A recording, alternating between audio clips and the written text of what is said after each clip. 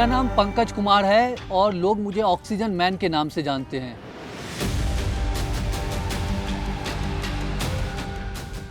देखिए, मैं जब ऑक्सीजन सिलेंडर और मास्क लगा के सड़कों पे निकलता था लोगों को अवेयर करने के लिए, तो लोग मुझे देख के हंसते थे। लोगों को वो अजीब लगता था। उससे ज़्यादा अजीब है दिल्ली एनसीआर का पोल्यूशन।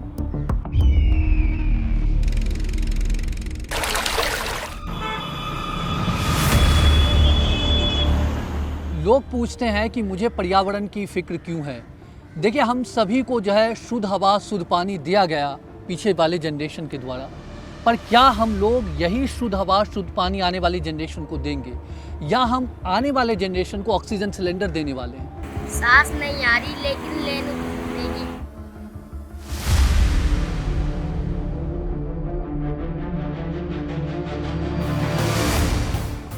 पीछे सुपरनोवा की बिल्डिंग है, आपको दिखेगी नहीं पूरे तरीके से। अभी सुबह के 10 बज रहे हैं, ऐसा लग रहा है कि 6 बज रहे होंगे।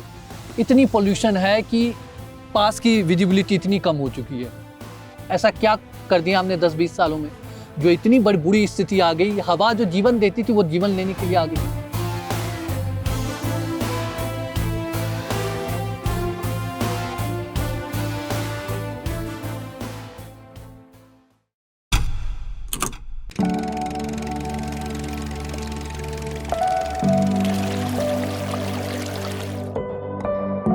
मैं बिहार से जो दिल्ली आया, क्योंकि मेरे फादर यहाँ पे रहते थे, तो मैं यहाँ पे आया।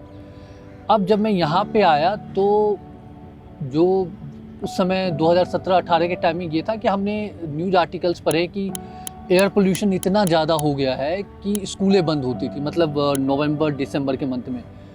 तो मुझे ऐसा लगा कि ये बहुत ही जो है एक ख़तरनाक सिचुएशन की ओर हम जा रहे हैं। अगर हमने इसके बारे में अभी कुछ नहीं किया तो आने वाले टाइम में ऐसा होगा कि आज 2 महीने स्कूलें बंद है, 12 के 12 महीने स्कूलें बंद हो जाएगी। तो वहाँ से मुझे लगा कि हम क्या कर सकते हैं अपने लेवल पे।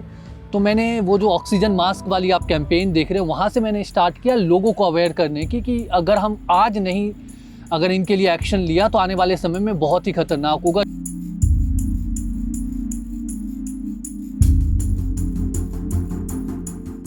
ये बनाने का आइडिया मुझे आया, मैंने सोशल मीडिया पे एक पिक देखा था जहाँ पे एक लड़का होता है, एनिमेटेड पिक थी।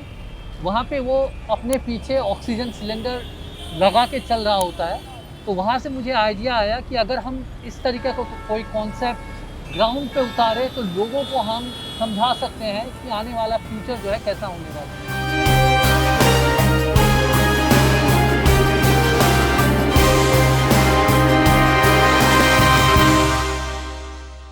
हमें पोल्यूशन के कारण पे जाना होगा। एयर का जो पोल्यूशन है उसका कारण है कि एक तो बहुत बड़ा कारण है व्हीकुलर इमिशन, उनके साथ साथ जो है फैक्ट्री के इमिशंस जो हैं वो है, डस्ट हैं, कंस्ट्रक्शंस के इमिशंस हैं। तो हमें ये देखना होगा कि ये हम कैसे कंट्रोल करें। क्या हमारे जो फैक्ट्रीज हैं दिल्ली और एनसीआर में, क्या वो जो गाइडलाइंस उनके तहत काम कर रही है? अगर काम करती तो इतना ज़्यादा पोल्यूशन नहीं होता। कहीं ना कहीं जो इन्वायरमेंटल लॉज है और इन्वायरमेंटल लॉज जो बनाए गए हैं फैक्ट्रीज के लिए, व्हीकल्स के लिए, रोड ट्रैफिक के लिए, कंस्ट्रक्शन के लिए, वो फॉलो नहीं हो रहे, जिसकी वजह से ये आप ये परिवर्तन देख रहे हैं। उनके साथ साथ जो है क्या कहते हैं, अलग पास के राज्यों में जो है पराली भी जलाई जाती है। तो ये सारे कारण मिलके, और एयर की जो है जो स्पीड होती है विंटर में, क्योंकि इनमें नमी होती है तो बहुत स्लो होती है, मूव करती है, जिसकी वजह से पोल्यूशन जो है उनमें ट्रैप हो जाता है और हमें बहुत ही ज़्यादा यहाँ पे आपको दिल्ली एनसीआर में पोल्यूशन देखने के लिए मिलती है।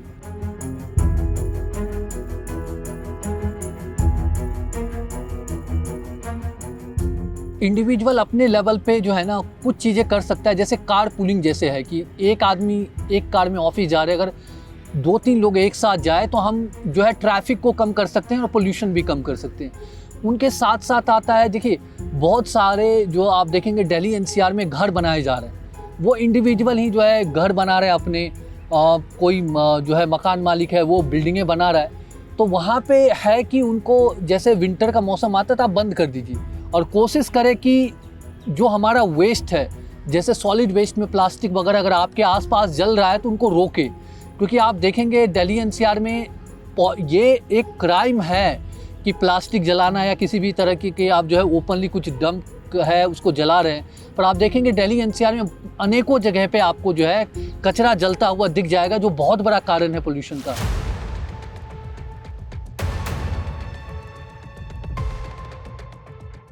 तो हम नहीं चाहते हैं कि आने वाला जो जनरेशन है वो ऑक्सीजन सिलेंडर लेके घूमे, चम्मच से पानी पिए, इसलिए ये करना ज़रूरी है।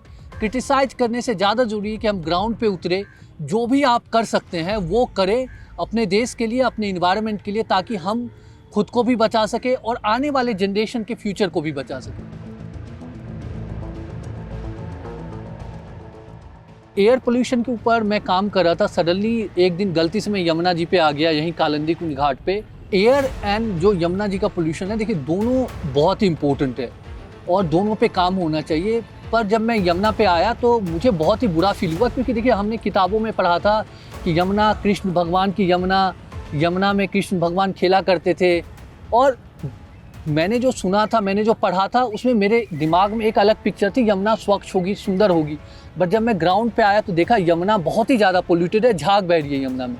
तो मुझे लगा इसके ऊपर काम करना चाहिए, और फिर वहाँ से हमने काम करना स्टार्ट किया कि चलिए यमुना के ऊपर काम करते हैं।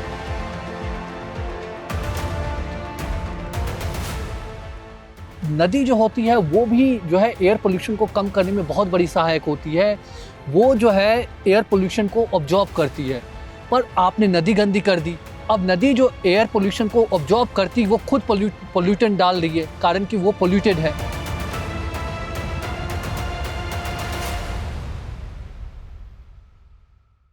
कितने के पास हमारे देश में है जो एयर प्यूरीफायर लगा लेगा, घर में लगा लेंगे, बट बाहर क्या करेंगे? बाहर के हवा को, बाहर में तो वही हवा हम ले रहे हैं ना। इंसान, पशु, पंछी, पेड़ पौधे सब बर्बाद कर रहे हैं हम, पूरे वनस्पति, पूरे प्रकृति को बर्बाद कर रहे हैं। देखिए सल्यूशन यही है कि हमें नदी साफ नहीं करनी, हमें हवा साफ नहीं करनी, हमें उनमें मिलने वाले जो पोल्यूटेंट है, चाहे नदी में जो आप गंदा पानी मिला रहे हैं उनको आप साफ कर लीजिए, साफ करके आपकी जो गाइडलाइंस है वो मिलाइए। हवा में जो पोल्यूटेंट मिल रहा है, जो फैक्ट्रीज के लिए गाइडलाइंस बनाए गए हैं, जो थर्मल पावर प्लांट के लिए गाइडलाइंस बनाए गए हैं कि आप जो है मेम्ब्रेन लगाएंगे, फिल्टर के जरिए ही एयर बाहर आएगा, तो वो आप कर लीजिए। जो सरकार की गाइडलाइंस है वो कर लीजिए, बहुत कुछ ग्राउंड पे बदल जाएगा। पर सरकार ने जो गाइडलाइंस बनाई है वो बस कागज़ों में है, ग्राउंड पे नहीं हो रहा है। यमुना पोल्यूटेड नहीं होती अगर दिल्ली के सारे एसटीपी प्रॉपर काम करती। यमुना पोल्यूटेड है कि दिल्ली की एसटीपी प्रॉपर काम नहीं कर रही। आपने एसटीपी बनाए कि हम वेस्ट वाटर को ट्रीट करेंगे, पर क्यों नहीं हो रहा है ट्रीट? जून 2025 की रिपोर्ट है सीपीसीबी की, दिल्ली के 37 में से 37 प्लांट जो है फेल है, उनके फीकल कॉलीफॉर्म बैक्टीरिया करोड़ों में है। फ्यूचर 10-15 साल आगे, आज ही आप फ्यूचर देख लीजिए। अभी जो है लंग्स स्पेशलिस्ट है, उन्होंने कहा जो दिल्ली में जो लोग रह रहे हैं नॉन स्मोकर के जो है लंग्स ब्लैक हो चुके हैं। अब आप बात समझिए, ये बच्चे जो छोटे खेल रहे हैं इनके लंग्स ब्लैक है। ये एक खुद में एक शर्मनाक बात है। जो बच्चे जन्म ले रहे हैं उनको आप बिना स्मोक किए हैं या स्मोकर जैसे उसके लंग्स बना दिए। हम 10 साल की बात की, आज ही आपने नर्क बना दिया है दिल्ली को। बहुत से लोग छोड़ के जा रहे हैं और जाना मजबूरी है। जिनके पास सुविधाएं हैं, जिनके पास कैपेसिटी है, वो छोड़ सकते, वो छोड़ के जा रहे हैं। मैं 10 मिनट हुआ है, मेरे लंग्स में लग रहा है कुछ जाम, ये मेरे गले में लग रहा है कुछ जाम हो गया। तो ऐसी स्थिति है कि आप नदी जो एक जीवन देने वाली चीज़ें थी, वहाँ पे आप 10 मिनट बैठ नहीं सकते। हवा जो कहा जाता था कि सुबह में आप निकलिए, हवा आपको जो है स्वस्थ बनाएगा और आपके हेल्थ को बेहतर करेगा, वो हवा आज हम कह रहे हैं कि बाहर मत निकलिए, वो हवा आपको बीमार कर देगी। अगर हम आज नहीं समझे और संभले और एक्शन नहीं लिया तो आने वाला भविष्य हमारा ऐसा ही होगा।